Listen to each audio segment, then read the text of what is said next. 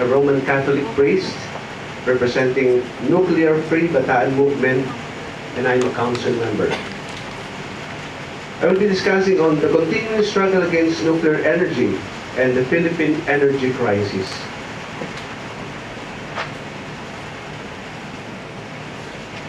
The energy crisis and the outlook in the Philippines. The country has been plagued with power outages intermittently, causing much outrage from the people.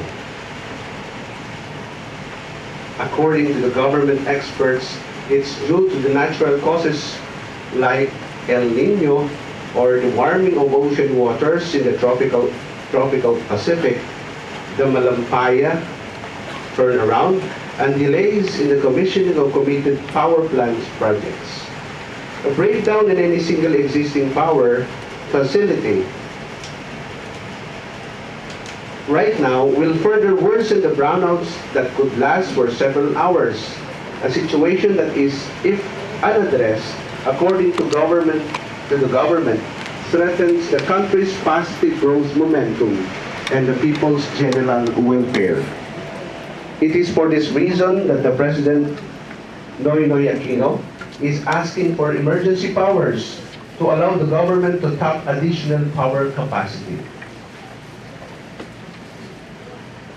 Calculation by the Department of Energy puts projected demands for power across the industrial and consumer sectors to exceed the committed capacity.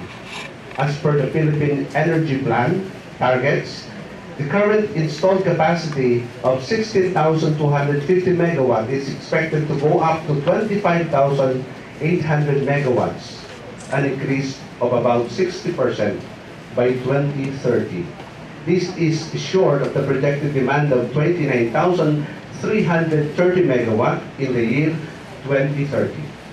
In the next 2 years, DOE projected the need of additional 600 megawatt demand in power supply and reserves to avert the rotational brownouts and keep up with the growing economic demands. The Philippine economy grew by 6.8% in 2012 and 7.2% in 2013. Government reasons that is to keep the strong growth numbers, securing reliable and steady supply of energy becomes crucial. The demand for energy and power is growing. The need for more power plants has become a critical agenda in the national government. In this context, various companies are set to build new plants in the country between now and 2016. In Luzon alone, new constructions would produce a total generation capacity of 2,412 megawatts, which would be more than the projected additional energy demand from the Luzon grid or the entire country in 2 years. The Philippine Energy Plan in 2010 to 2030. The present energy mix does not reflect the country's untapped renewable energy potential for electric power generation, which has been pegged by the Department of Energy at no less than 250,000 megawatts. Unfortunately, the Philippine Energy Plan still defines its key strategy for energy self-sufficiency by 2030 through dirty and harmful resources of energy like coal and oil, and even hinted the opening of the Bataan Nuclear Power Plant or BNPP. Thus, oil, gas, and coal will remain indispensable in meeting the country's energy demand. Looking back in 2011, the total energy consumption of the country was pegged at 23 million tons of oil equivalent, with the transport sector taking up 37.7%, industry and residential taking up 25.9% and 26.1% respectively. Completing the sectors are commercial, AFF sectors, which take up at least consumption of 11.9% and 1.3% respectively. To meet this consumption demand, mainly in the industrial, residential, and commercial, and some part of the transport system, a total of 69,050 GWH has produced in 2011. Of this total energy mix, bulk was supplied by coal plants with 37% of the total generation, followed by natural gas of 29.8%, geothermal with 14.4%, hydro, mainly large hydro with 13.7%, oil-based with 4.8%, and renewable energy, wind, solar, and biomass at 0.3%. On the other hand, as of the end of 2011, the share of new and emergent renewable energy plants in the country increased by only 0.60% from 2007, even as imported oil and coal plants maintained their share in the energy mix over the same period.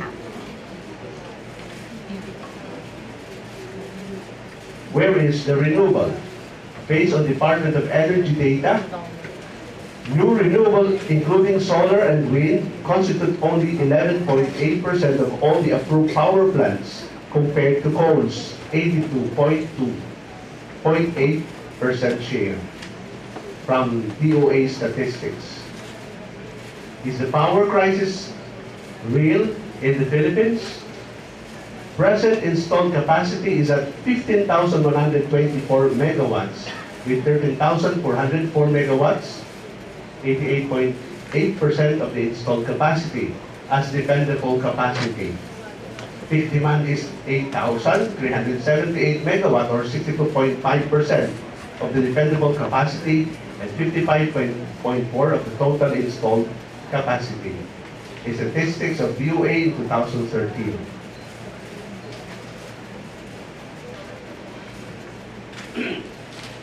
Now we go to nuclear power plant option as alternative clean source of energy.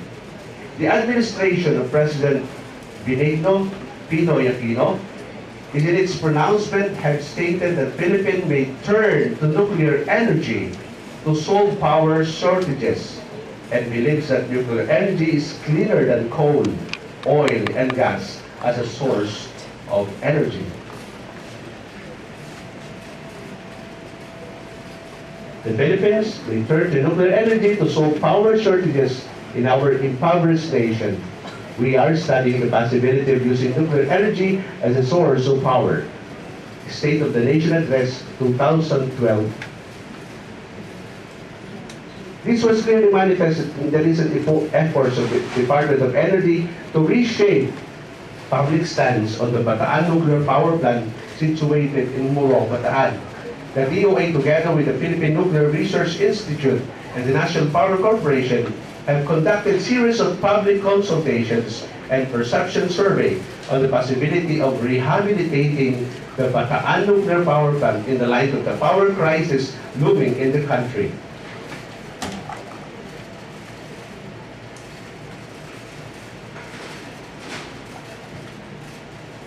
During the said consultations, officials disclosed that several Filipinos are already undergoing training on nuclear energy operations and studies on possible new sites are ongoing.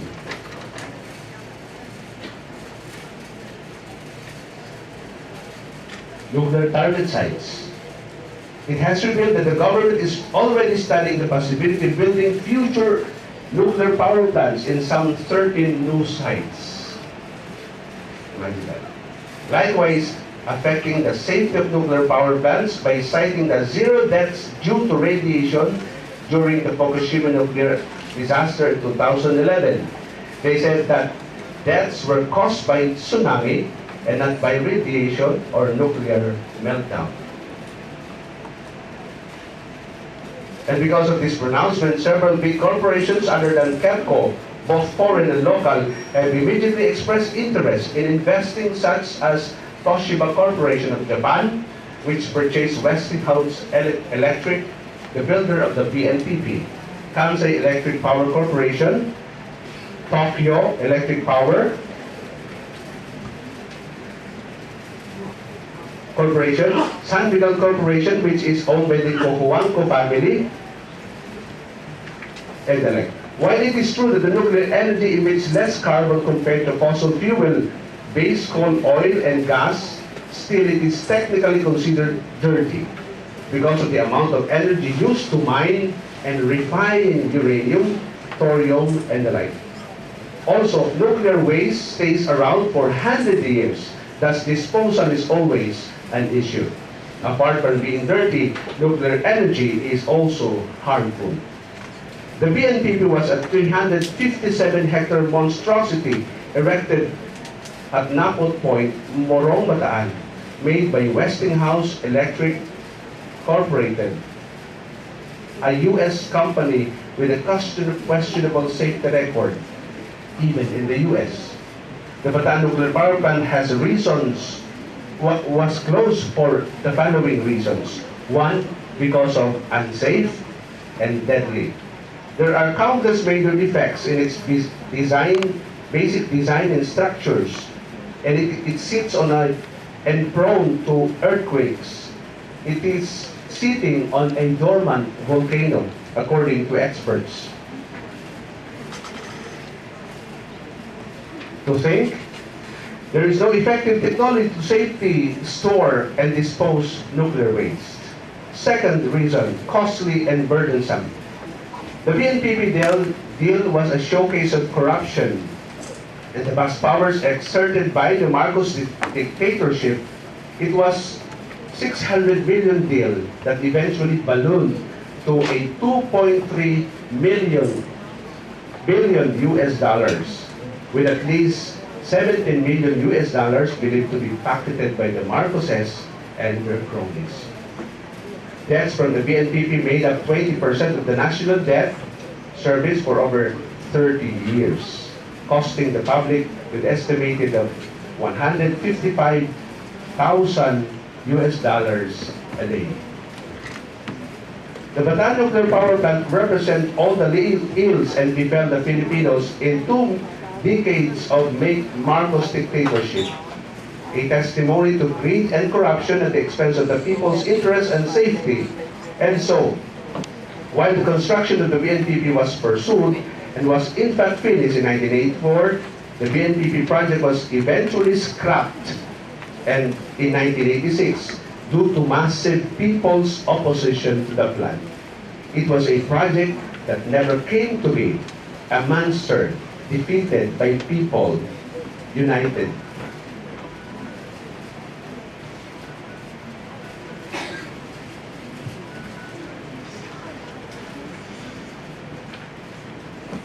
These are the mass actions Welgang Bayan na 1985 and other people's initiative.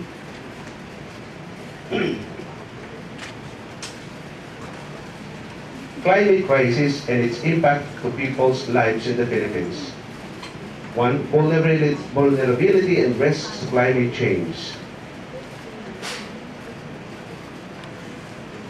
The Philippines ranks third in the list of countries most vulnerable to climate change.